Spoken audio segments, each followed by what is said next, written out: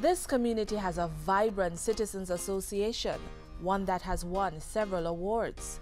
Here, they have robust entrepreneurial income-generating projects, and this Portland-based community was able to effect well-needed changes in its districts. These communities were able to get help to bring all these projects to life using their community profiles.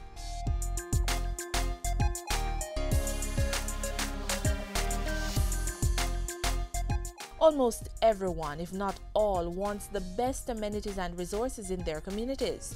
A functional multipurpose court, a homework center, a vibrant youth group. These and similar programs could become a reality in your community with the help of the Social Development Commission and the community profiles it's generating.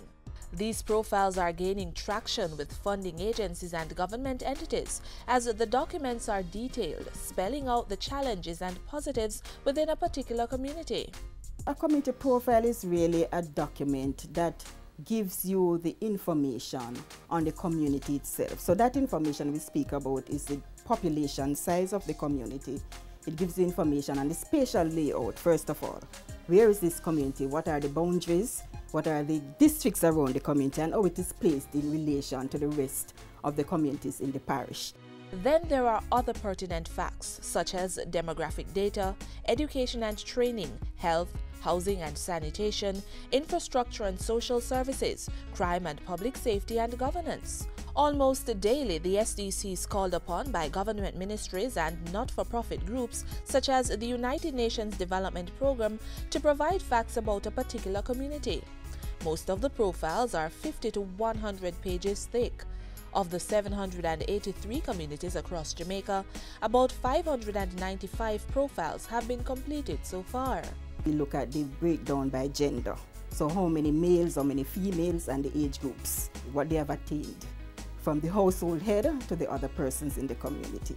And we give you information on all the schools that are there. A community profile is comprehensive as the Commission adopts a participatory approach in garnering the information documented in the booklet. Questionnaires completed by residents are combined with data collected from agencies such as Statin and other organizations and ministries. And these community profiles are being used. In Portland, the Boundbrook community was the recipient of a renovated sports complex and other needed amenities. This was also as a result of a community profile. Since recently we have had, in our community month, we have communities doing community projects. And most of these projects are coming through a community priority plan. When you think of the National Best Community Competition, the first thing they ask for is a profile on that community, and it is out of that profile that the plans, whatever money they win through, they have to support some community project that comes out of that data. So it is used in many instances. We produce data for the Ministry of National Security. They use this information to develop projects in this community, and they are one of our key partners in terms of asking us to collect data and to produce profile.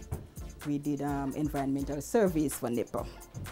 In the Black River watershed, they used that information. The UDC market was done by SDC Research Department, and the information was used to develop the market that is there in terms of the containers that were sold, because we had to ask how much you people would pay, and that informed that process. And we are about to do Linstead market for UDC.